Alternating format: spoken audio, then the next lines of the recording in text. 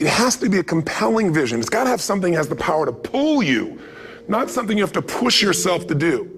Those are two different kinds of motivation. Push requires willpower, and willpower never lasts. What will last is pull. Having something so exciting, so attractive, something you desire so much that you have a hard time going to sleep at night and you get so up early in the morning to rock it and take it to the next level. That's what you're looking to create. And that isn't easy to get. But one of the reasons we do seminars and events, we say, why do that? Why not just read a book or something? Is because when you get in an environment where you're with people that are being put in a peak state, like when you're going to a sporting event, if you watch a sporting event at home, it might have a certain level of excitement. But when you're in a stadium with 50,000 people, suddenly it has a whole different level of intensity. And we feel that. And the bottom line of our follow-through comes down to our emotional intensity. In a different state of mind, you're going to come up with a much better and a more exciting vision than if you're sitting on the couch going, okay, what are my new resolutions for this year? And you're doing it the morning after the new year has started and you're a little inebriated and the football game's on in the background. Probably not going to have the power of focus there. Probably not going to have the power of the energy to create something that's going to pull you for this year. And you got to do that. So it's got to be a vision that's compelling. Something that it's going to be a gift to make sure that it happens. And also, along with that compelling vision, you got to have strong enough reasons that you're going to follow through when the going gets tough. That's one of the biggest things missing for most people. They say, this is what I want to do. It's not very exciting, it's not very compelling, but most importantly, they don't have strong enough reasons to push themselves through what's going to be necessary to get that dream, to get that goal, when the inevitable challenges come up, when you're starving, hungry, and you're trying to go on a diet, right? When you got no time and you're stressed out and you haven't worked out still, and that's what you're supposed to do. When the economy gets tight and what you thought you're going to do doesn't work, and so you give up on the goal instead of finding another way to get there. You don't let the fear take you over if you've got strong enough reasons. Those reasons can be positive, or those reasons can also be negative. They can be, if I don't do this, this is going to cost me. And if I do this, this is what I'm going to gain in my life. Reasons come first, answers come second. If you get a compelling vision and you got strong enough reasons that will push you through the tough times, you're going to do things other people don't do. Instead of collapsing, even if you get off target, you won't go, oh, I blew it. You'll get right back on target, make the change, make things happen. And I know you've done this in many areas of your life. Just think about it again. I'm not teaching you something really new here today. I just want to remind you of what your soul knows. You got to change, you got to improve, and you got to go through a simple process fundamentally to make that progress. First step, vision that's compelling. Second step, make sure that there's strong enough reasons to follow through. Third step, you got to review it and feel it every day. I mean, anything. Have you ever had this happen in your life? Has there been anything in your life that you've ever wanted so badly? You were so desirous of it. You had such a hunger for it that you couldn't stop thinking about it. Could have been a career move, could have been when you were a kid, a car, it could have been a relationship, it could have been anything, but you were obsessed. You wanted to make this happen. You wanted to attract this to your life. You just wanted something. And you didn't even know how to get it. But it was so compelling to you. You kept thinking about it every day, envisioning it, imagining it, feeling it. And then stuff happened. And suddenly you started to attract people or situations to your life, and it just came together. Like, you didn't even have a total plan. It was just that it was so a part of your focus with so much intensity and emotion so often that it sensitized you to notice anything that could get you there. There's a part of your brain called the reticular activating system. For short, we call it the RAS. That part of your brain determines what you notice in the world. And it's really important because when you set a goal, when you get really clear on a vision and there's strong enough reasons and you review it enough and it becomes a part of you, that part of your brain says, anything that relates to this, I need to notice. It's like, did you ever buy a certain kind of car or maybe a certain outfit and suddenly you see that car everywhere or those outfits everywhere? You know, the cars were always around, but why do you see it now? Because your RAS knows this is important. This is part of my world now. Similarly, when you really get clear and it's compelling and you're reviewing it every day, got strong reasons, you're reviewing it every day and you're feeling it, the brain becomes incredibly acute at noticing anything to get you to move forward. And so that's the power of this. So, what do people do with a New Year's resolution? They come up with something they kind of want. It's not a compelling vision. They don't really have strong enough reasons, and they never review it again until they notice that they broke what they said they really want to have make happen, because they didn't really resolve. If you resolve, you got the vision, it's compelling, you review it daily, and you feel it, you envision it, and you experience it. Simple as it sounds. Now, ultimately, what is this really about? Ultimately, if you're going to have lasting change in anything, you're really talking about just raising your standards. I mean, I always tell people, if you want to know how to change your life, I give it to you in 3 words, boring as it sounds: raise your standards. And what does that mean? Corny as it sounds. Raise your standards. Oh, thank you for the breakthrough thought, Tony. I'm glad I wasted my time watching this little email with you. But think about it. Lasting change is different than a goal. You don't always get your goals, but you always get your standards. Maybe it would help you is to think about it this way. I try to explain standards to people with a different set of words. Think of it as everybody in life gets their musts. They don't get their shoulds. Like, think about it. Most people have a list of shoulds, don't they? Don't you have a list of the shoulds, things you should do, you should follow through on? I should lose some weight, I should work out more, I should make more calls, I should respond more rapidly to my email, whatever, you know? I should get into the office earlier, I should be, more confident. Whatever your should list is, people love to have their should list be met, but it's kind of like New Year's resolutions. If it does, it's really exciting, but if it doesn't, which is most of the time, it's a little disappointing, but you kind of know it's not going to happen. But when you decide something is a must for you, an absolute must, when you cut off any possible, you say, I'm going to find the way or I'm going to make the way. Human beings, when they resolve things, when they make a real resolution inside themselves, which is they raise the standard and they make it a must, they find the way. Think about it in your own life. Haven't you had some area of your life where you raise your standard and your life has never been the same? Maybe at one time in your life you smoked cigarettes, or you did something and you did it for years and you kept trying to change it and kept telling yourself, I should. And then one day something happened.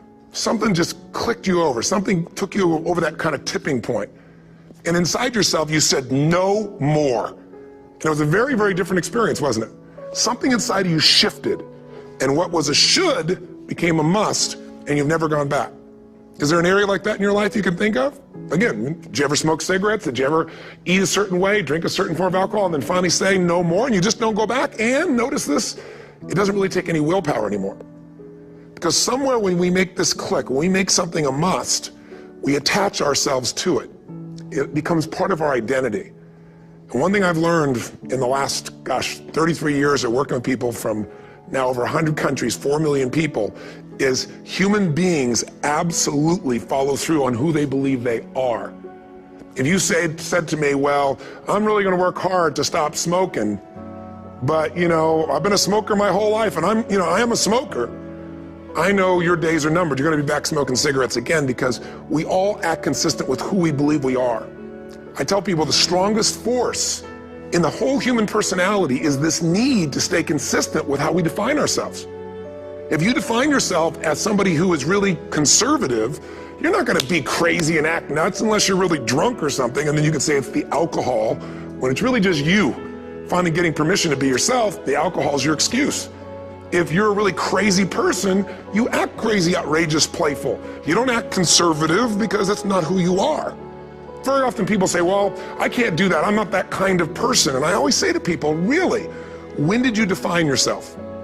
I mean, really, how many years ago did you come up with what you could and couldn't do in your life? How many years ago? Most people, if they really look at how they're living their life today, it's based on a set of standards, a set of beliefs that they made choices about 10, 20, 30 or more years ago.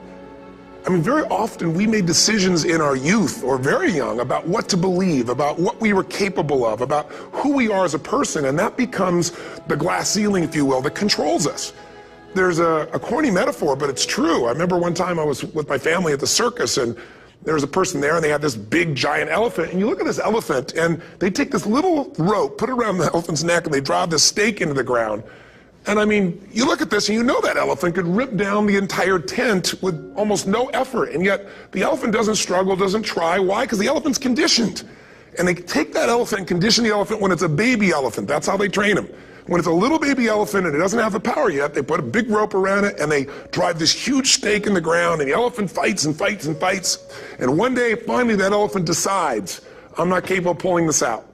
And once that becomes the definition of an identity of anyone, an elephant in this case, they don't even try anymore. It's just who I am, that's how it is, that's just the way it is in my life.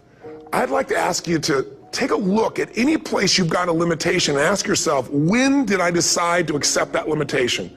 And you may not even see it as a limitation, you might see it as just that's who I am. But so often in our lives, we've adapted to be a certain way so that we don't fail or so that people will like us or respect us, but it's not necessarily who we are.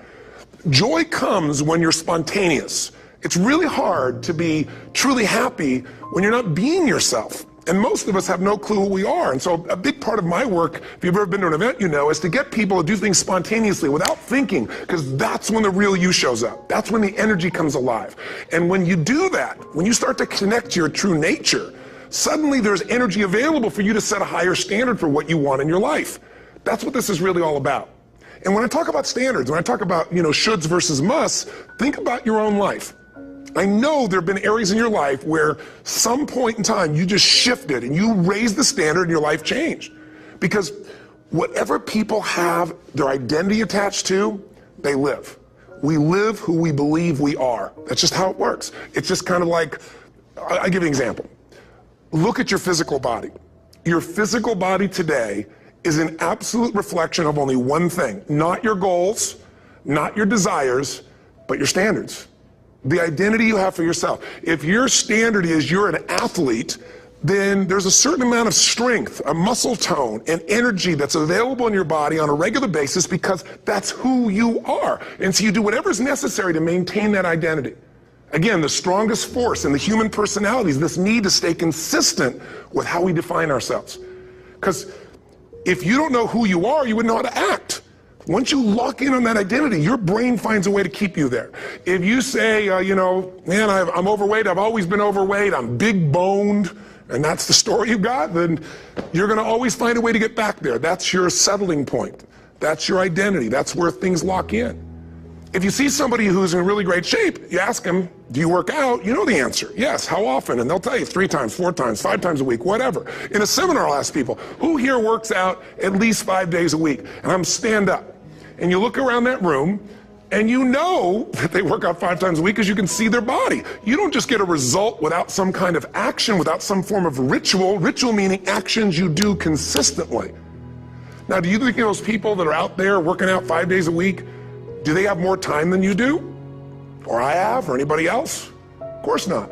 Is their life less busy? Of course not. It's just a must for them. They must work out that way, and they've made that turn and their life changed. So I'm not saying you have to work out 5 days a week. I'm just saying whatever you really want, wants don't get met consistently. Standards do. Whatever you identify, this is who I am. And so it's not so much about changing your identity as it is expanding it. Deciding that, instead of your goals to lose 10 pounds, which is not compelling, what if your vision was to get back to my fighting weight? This year, this month, this next 90 days, I'm gonna transform my body. I'm gonna take on a new challenge. I'm gonna find some technique or strategy, there's a million of them, that can reframe myself where I want to feel younger, stronger, more vibrant than ever before. Here's my reasons, because I want the energy to really make my life work. Because it's tough out there and I want to be stronger than I've ever been before. I want to go in front of the mirror and if I'm naked, not, want to laugh. I want to look there and take a good look and go, yeah. Fundamental basics that if you start to shift it, everything else will shift in your life as well. Some people, by the way, have to have more than enough money to do what they want, when they want, where they want, with whomever they want, contribute the way they want. And if that's their must, they find a way. I know that sounds overly simplistic, but it's true.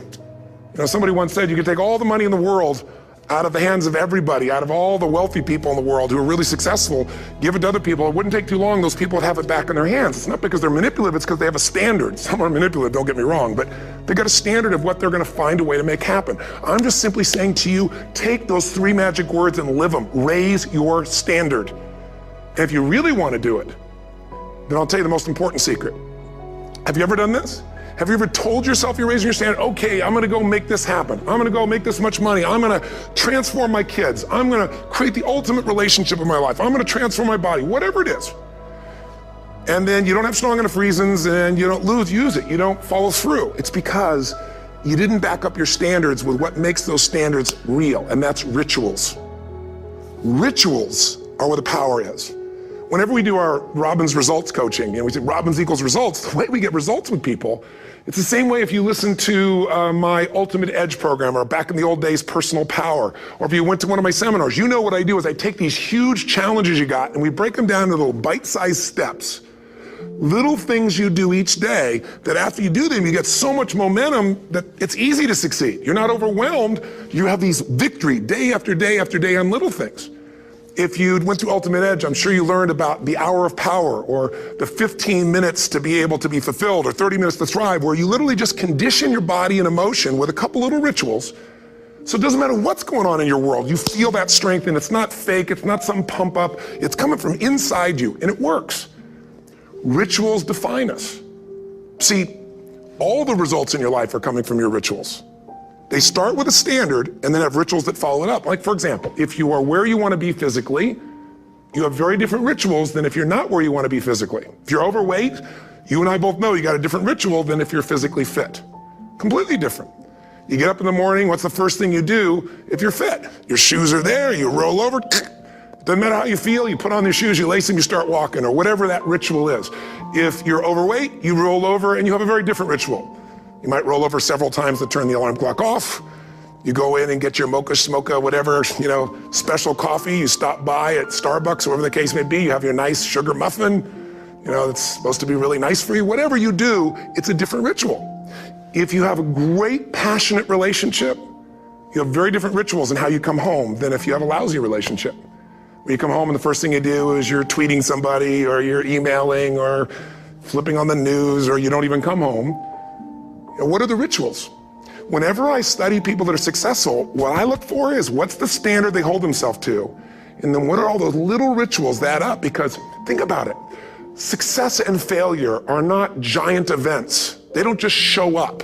You don't just suddenly become successful or suddenly have this cataclysmic event that makes you fail. It may look that way, but failure comes from all the little things. It's failure to make the call. It's failure to check the books. It's failure to say, I'm sorry. It's failure to push yourself to do things physically that you don't want to do. And all those little failures day after day come together until one day some cataclysmic event happens and you blame that. That event happened because you missed all the little stuff. Do you agree with me? And success, by the way, is not some overnight event. It's all these little things. Success is having a vision. Success is making it compelling. Success is really seeing it and feeling it every day with strong enough reasons. Success is feeling the sense that I'm here to grow and I'm here to give something to the world more than just myself. Success is caring about other people. Success is calling and saying, I love you in the middle of the day for no damn reason. Or sending a note. That'll change your relationship. Have a ritual of something funny, playful, or a surprise you do. How many relationships are dead today because they have no surprise rituals anymore? You need to have some rituals, some cool things you do that nobody else does that gives you a better life than anybody else has. All the little stuff, that's where success comes from. In business, it comes from delivering more than anybody could imagine. All those little things add up. People go, wow, that's who I want to do business with. It's true in any area of your life. So if you look at somebody who's really successful and you think, wow, they're so amazing, they're such a genius, you got to dig underneath and you got to remember something. People are rewarded in public for what they've practiced for years in private. Myself and my business people say, how do you get up and speak? And you have no notes and you go for 3 days and nights and the room is like, everybody's wired and it's incredible. It's like a rock concert. How do you do that? How do you have that confidence? Well, it's not confidence, it's experience now. But I did so much behind the scenes and I still do to make things right. How many people would know that since the time I was 17 years old, before I walk out on stage, still do to this day, wouldn't need to do it, but I still do it, I never walk out there without being in an absolute peak state of mind. There are days my back is hurting, my throat was hurting, or I may have had a challenge, or my father passed away, and I've still got to deliver for these people because my standard is give my all every time. Every event has to be better. Talk to anybody who's been to our events for 5, 10 years, some of our trainers, and they'll say, I don't know how he does it. He always finds a way to make it better. That's not an ego thing. That's a standard in me. I have to find the way. And my ritual, though, is I prepare, I think, I gather new information, I figure out how to put something across better. What do people need? I spend time with our customers. I see what's going on. And before I get on stage each time, I have this little ritual to put myself in a state of mind. And I did it starting like 17 years old. I started doing it. I'd say, I now command my subconscious mind. And I say this out loud several times, this little phrase, set of phrases, as an incantation to kind of condition my mind and body. And I'd say, I now command my subconscious mind to direct me in helping as many people as possible today by giving me the strength and the emotion and the humor and the brevity, whatever it takes to show this person and help this person change their life now. And I started that with a person when I worked with people one-on-one, and I would do that for 45 minutes driving in my Volkswagen to go serve and coach somebody for the first time.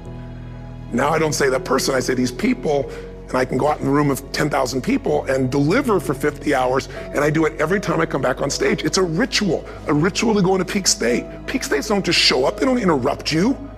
Great ideas don't interrupt you, you gotta pursue them. I talked to Michael Jordan, I'll never forget, at the peak of his career, and got to watch his final game. Saw him backstage and spent some time with him, and it was a pretty exciting time. He was the greatest basketball player I think that ever lived and has ever lived. And I asked him, I said, what sets you apart, Michael? What is it? And is it God-given talent, ability, skill? What is it? And he said, Tony, he said, I can shoot you straight. It's not, me trying to act humble. He goes, I have a lot of talent, a lot of God-given talent, a lot of skill. I've worked really hard. But he said, really, it's my standards.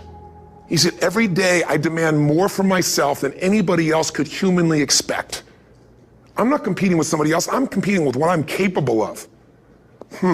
Magic formula. Because most of us lower our standards. Why? Because who you spend time with, my friends, is who you become. One of the biggest reasons I started going to seminars when I was like 17 is I had nobody around me as a great role model. I could read about somebody, but being around people, being in that environment was very different. Finding a way to go to work with someone who lived that standard of life was very different. You get around people with low standards and you compete with it. You don't need to compete with it. It's like, okay. Remember Jerry Springer? I don't know if he's still in the air, but I remember he used to get people on the show and I thought, where would he find these people? And why would people watch? I'll tell you why they watch. They watch these people and go, my life's still pretty darn good compared to that person. Look at them. You don't have to change your life. All you have to do is find somebody with a lower standard and you'll feel good about yourself. But if you feel that good feeling, it's an illusion. The only thing that's gonna make you happy, milliseconds, 100th of a second, he pushed himself just beyond his competitor. But you know about Michael Phelps? What allowed him to be able to push beyond that moment is his rituals. Go study the guy. Most people who swim have these unbelievable workouts. He does 2 and 3 of those workout sessions a day. All the other swimmers in the beginning thought he was insane. You're gonna overtrain, you can't do that, it's not physically possible. But he had a standard and the rituals to back it up. So here's my final message to you, because I've gotten carried away. I thought I was gonna send you like a 5-minute message, but as you can see, there's no script here. It's just me going a little crazy with you, but I wanna really see you get what you want this year. Don't let this year be like last. And if last year was great, still don't let it be that way. Raise the standard. If your life is perfect and extraordinary, you darn well know you're not gonna be happy unless you keep making it better. That's what makes us feel alive. It's not what we get that makes us happy, it's who we become and what we're able to give because we become more. That sense of contribution is what creates the deepest meaning. So here's my assignment for you, if you want one. If you want to go from conversation to some action, here's a simple thing to do. What's an area of your life right now that you really want to improve? What's an area that's important to improve? If your body's great, how about your career? If career's great, how about your relationships? Intimate one especially, or your kids, or your relationship with your creator, your spiritual side of your life. Or is it your finances? Figure an area that really matters. Decide on that area. Number 1, write down what your life is like in that area right now as specifically as possible. So you might say, well, I'm 13.5 pounds overweight, whatever the weight is, whatever the situation is, or my body fat's like this, or I wake up exhausted in the morning, and you write the truth of where you are right now. So you're real clear. Or I'm not in a relationship. I say I want a relationship, but I'm not in one, and I don't seem to find them. All the good ones seem to be gone is my belief. And I really do want one, but I don't have it. Whatever your definition. Or I'm in a relationship, and God, I wish I wasn't in a relationship. I'm planning my escape, wherever you are. Or I have a wonderful relationship, we love each other, but there just isn't enough passion. Just write the truth of where you are. The area you want to change, but write how it is. And then the second step is, this is where you gotta be really honest with yourself. What are the rituals that have put me there? Because whatever results you're getting, even if you don't like the results, there's some rituals that are keeping you in that place. There's some rituals of what you eat or don't eat, how you move or don't move, how you sleep or don't sleep. There's some rituals in the lack of variety or spice or energy or focus in an area. There's something you're doing, and it's usually not one thing, it's a bunch of little things that you kind of do consistently whenever you think about getting in a relationship, whenever you think about working out, whenever you think about money. You get yourself in a state of overwhelm. You start thinking about all the things you can't control. Just write down all the rituals you have, and then here's the third step. What do you want? What's your vision? And be really specific. I want to be my fighting weight. I want to be the strongest I've ever felt. I'm going to turn my, whatever it is, be specific. And then, last step, number 4, what are the rituals that'll get you there? What would you need to do differently each morning if you're going to be that kind of energy, that kind of strength? How often would you work out? What days would you work out? What time? A ritual is something you do consistently, usually at a specific time, so it becomes automatic.